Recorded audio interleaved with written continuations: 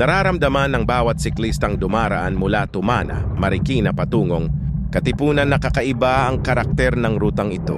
May kliman sa mapa, pero may bigat at hamon na hindi dapat minamaliit.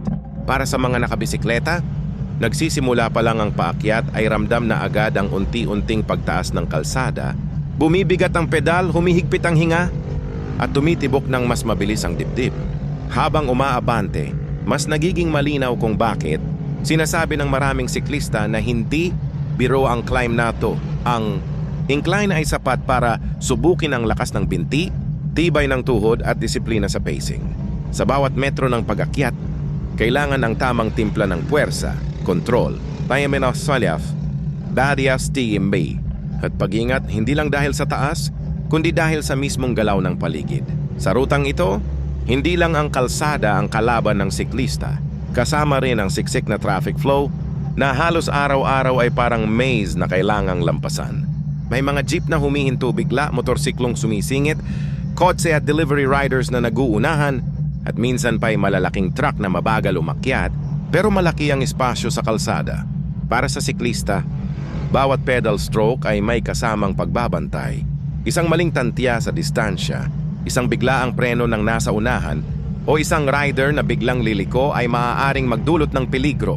Kaya't ang pag-akyat dito ay hindi lang pisikal na pagsubok, isa rin itong mental game. Dapat laging alerto, laging nakamasid, at laging may respeto sa kalsada at sa kapwa gumagamit nito.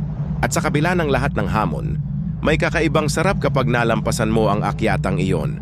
Para sa siklista, pakiramdam nito ay parang maliit na panalo, isang patunay na kaya mong lampasan ang hirap basta't may tiyaga at tamang pag-iingat.